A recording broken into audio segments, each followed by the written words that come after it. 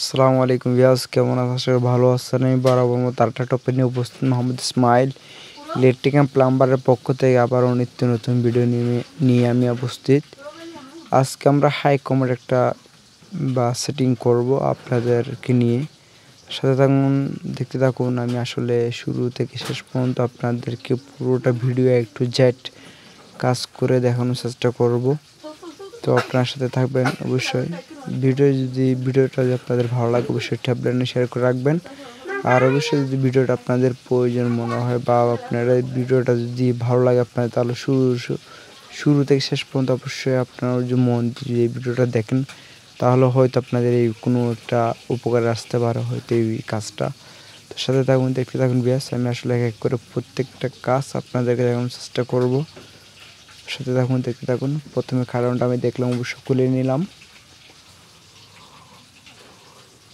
তারপর দেখতেছেন ব্যাস, যেটা আমার হাতে আছে ওটা কমোডের লবার। অনেক সময় কমোডের জাম বলা হয়। তো এটা কমোডের যে লবারটা আছে, লবারটা আসলে খুব একটা উপকারিত জিনিস। সেটা না দিলে অনেক ক্ষেত্রে সমস্যা হয়। আসলে এটা ইউজ করলে আমি মনে করি সবচেয়ে তো বেস্ট, সেটা অবশ্যই ইউজ করবেন। তো দেখতেছি আসলে কমোডটা হচ্ছে আরেকে কোম্পানি। কমোডটা আসলে ভালো আছে, মোটামুটি কমোডটা চলবে। তো আসলে আমরা এখন প্যাকেট থেকে জিনিসটা বাইর করে নিলাম। তো এখন আমাদের আসলে পাইপটা অবশ্যই একটু বাড়তে সেটা কাটতে হবে। সেটা আমরা আসলে এখন কেটে নিব। সেটা যেহেতু আমার প্রয়োজন হচ্ছে 1 ইঞ্চি মতো। তো যেহেতু এখানে আমার আসলে প্রচুর পাইপ বাতি আসলে এখানে আছে। আর যেহেতু একটু করে রাখি আপনাদেরকে আমি এই ভিডিওতে প্রথমে যেটা পাইপ লাগানো হয়েছিল সেটা পাইপটা আসলে একটু বাড়তি রাখানো হয়েছে, যার কারণে হয়তো পাইপটা আরেকটা মিস্ত্রি আসলে পাইপটা চালাইছে, যার কারণে আমার একটা ভাইয়ের রাখছিল পাইপটা একটু বাড়ি রাখছে। এই জন্য আমি আবার পাইপটা একটু ব্যান্ড করে নিলাম অফ সাইড দিয়ে, যেন আমার কমারটা ইজিভাবে যেন বসতে পারে এই জন্য।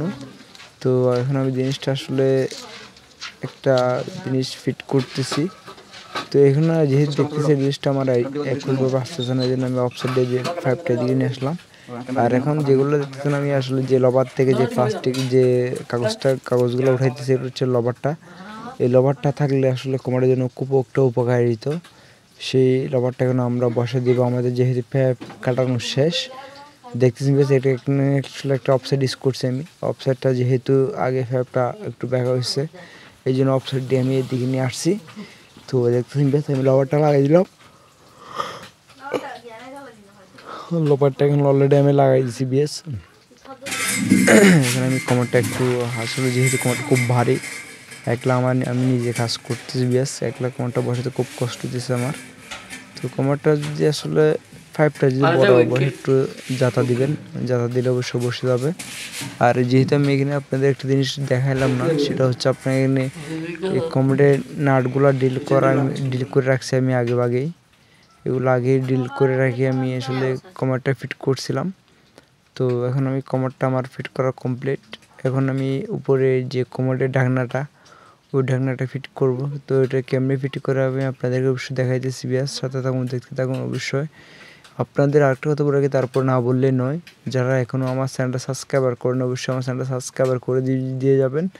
আর যারা সাবস্ক্রাইবার করেছেন তাদেরকে অসংখ্য ধন্যবাদ রইল। সাথে থাকুন, দেখতে থাকুন বিয়াস। আমি আসলে এই জিনিসটা আসলে যেটা দেখতেছেন হচ্ছে আসলে কোমরের যেটা প্লেট আছে, যেটা আসলে কোমরের ঢাকনাটা যেটা নাট ধরবে এই জিনিসটা, যে জিনিসটা আসলে কেমনি লাগাবেন সেদিন আমি আপনাদেরকে প্রথমে আসলে উপরে এমনি আলেক করে ফিট করে দেখালাম। তারপর আমি আসলে ফুল ফিটিং করতেছি। যে জিনিসটা আসলে নিচ থেকে ফিট হবে, এটা লবারটা যেন উপরে ওঠা পর্যন্ত একটা কালো লবার আছে বিট, ওই বিটটা উপরে উঠতে হবে। সেটা আমি আরেকটাতে অবশ্যই আপনাদেরকে অবশ্যই দেখাবো। ওই আরেকটা আছে বাকি আমার, সেটাতে অবশ্যই লাগানোর সময় আপনাদেরকে আমি কমপ্লিট দেখাবো। যে জিনিসটা লাগানোর সময় এই যে আমি নিচে ঢুকাইছি, দেখছি লবারটা উপরে উঠছে আমার এটাতে ঠিক সিম যেটা লাগাইছে অলরেডি ওটাও এভাবে উপরে উঠতে হবে। তো বেশ দেখতেছেন আমাকে এক করে কাজগুলো আসলে সম্পূর্ণ করে ফেলতেছি আমি। আসলে আপনাদেরকে সম্পূর্ণ কাজ বোঝানোর চেষ্টা করতেছি। যদি কেউ না বুঝে থাকেন অবশ্যই আমার কমেন্ট বক্সে আমাকে জিজ্ঞেস করবেন। আমি চেষ্টা করব আপনাদের জন্য যতটুকু পারি আপনাদের উপকার আসার জন্য। দেখতেছেন ব্যাস আমি এক এক করে আসলে দুটোটা এখন ফিট করে দিছি। এখন উপর ঢাকনাটা আমি ফিট করবো, যে উপর ঢাকনাটা অলরেডি লাগাই দিয়েছি, শুধু একটু উপর ঢাকনাটা একটু বরাবর বসে একটু চাপ দিলে হবে, এটা কোনো কাজ নেই, সেই জন্য আমি আপনাদের ওটা দেখালাম না। তো দেখছেন ব্যাস আমার আসলে কমেন্টটা ফিট করে দিয়েছি আমি। কমেন্টটা আসলে খুব একটা সৌন্দর্য কমেন্ট, এটা না বললে নয়, কমেন্টটা খুব ভালো একটা কমেন্ট পড়ছে। এখন আমি আপনাদেরকে এই কমেন্টের একটা মানে সৌন্দর্য দেখাবো আমি, যে অনেক ক্ষেত্রে দেখা যায় অনেক কমেন্টের ঢাকনাটা এমনি যদি ছায়রা দেয়, ছায়রা দিলে ধাম করে কমেন্টের ঢাকনাটা পড়ে যায়। আর এখানে একটা কথা বলে রাখেন, যে কমেন্টের যে পানিগুলো দেখছেন লাল, আসলে ওটা পানিতে খুব আয়রন থাকাতে যার কারণে পানিটা আয়রন হয়ে লাল হয়ে গেছে।